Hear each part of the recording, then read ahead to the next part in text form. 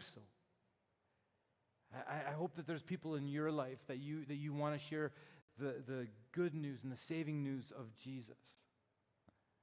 We often assume that evangelism is only for the bold, the platform speakers, the extroverts, or the street preachers, the Ray Comforts, or the Greg Kukels, or the Frank Turek's of the world. But evangelism is less about personality, and it's more about obedience. See, Jesus said this. He said that he came to seek and save the lost. And if that was his mission, then following him means carrying that same heart to seek and save the lost. I remember the first time I was in a meeting and somebody, in a church meeting and like in a boardroom, and somebody asked the question, do you find it offensive? And he did it for a reason. And the rest of the message here, if you have your Bibles, you can turn in Luke 15. And I'm just going to walk through a few of these parables really quickly.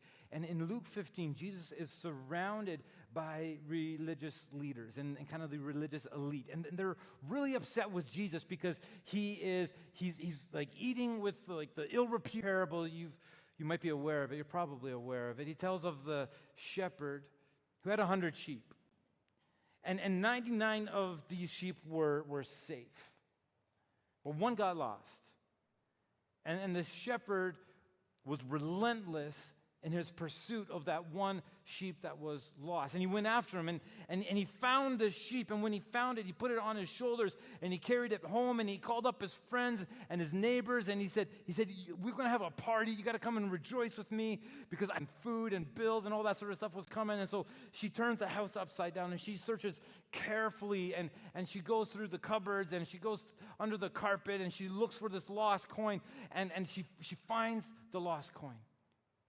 Jesus dives down with a third parable.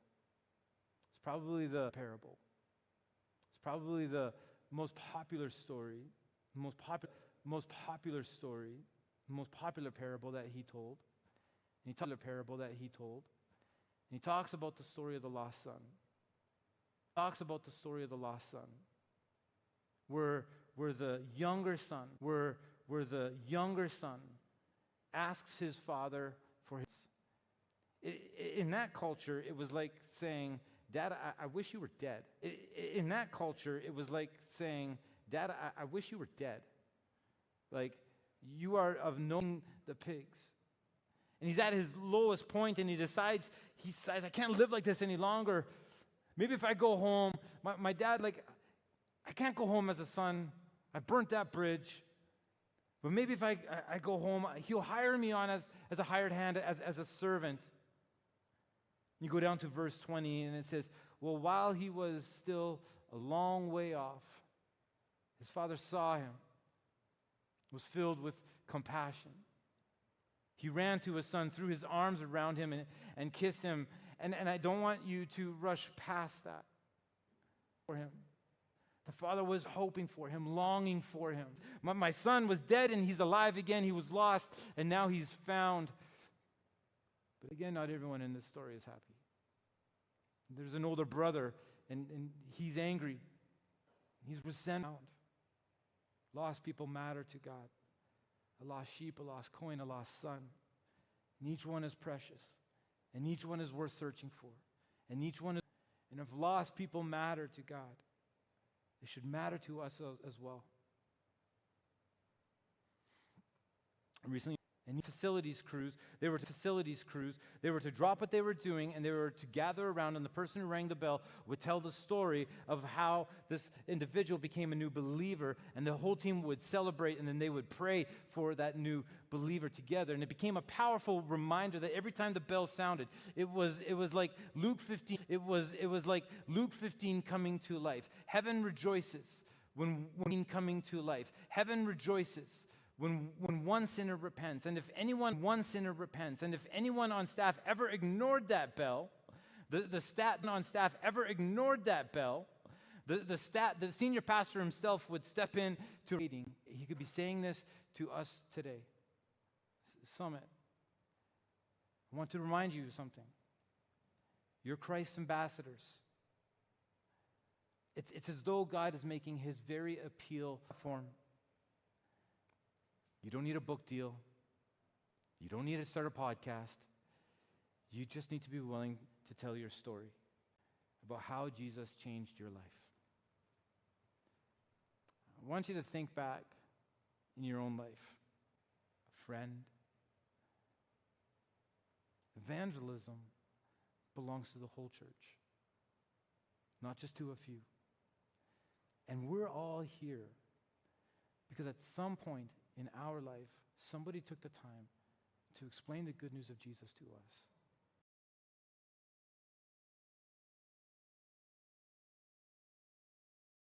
Not just to a few. And we're all here because at some point in our life, somebody took the time to explain the good news of Jesus to us. The saving news of Jesus to us. So, can I get you to stand with me this morning?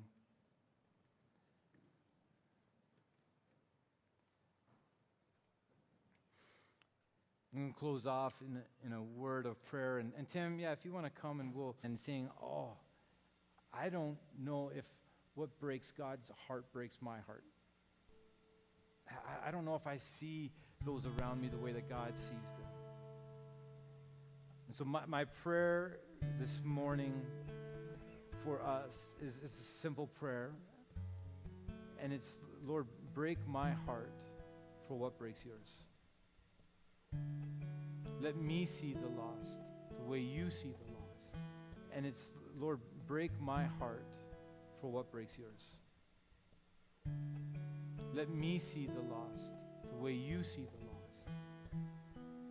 As individuals that are precious enough to you, that you would leave the 99 and you would go search for the one. My prayer is that we would have that kind of heart for those around us that don't know Jesus. It's the highest, your name is the greatest, your name stands above them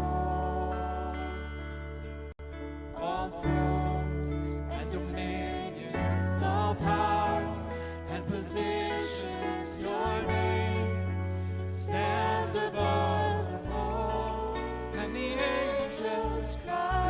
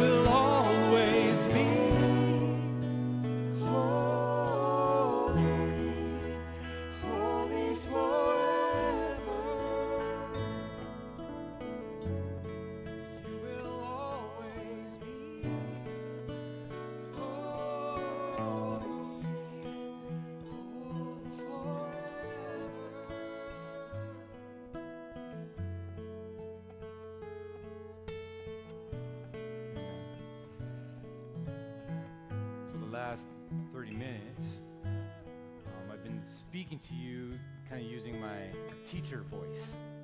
I want to speak using my shepherd's voice, a little bit more intentional than maybe what we have. Yes, we need the evangelists to rise up in the church. For sure we do. But we need the whole church to carry the heart of God for the lost. That mission that doesn't belong to just a few individuals, it belongs to all of us. Evangelists to the collection of people that are here, this family of God, the children of God, a beautiful expression of your family that is represented in this room. Father, I pray for those that they carry the gift of the evangelist in a unique way, in a deeper way, maybe in a heavier way. I pray that they would rise up and they would step into their gifting. They would do it with boldness and courage, but they would also do it the way that Paul describes. And he says, with humbleness and gentleness, loving one another through the bond of peace. Do it the way that Paul describes. And he says, with humbleness and gentleness, loving one another through the bond of peace. I pray that would be the hallmark of this church. But for the rest of us here, I pray that we would step into the callings you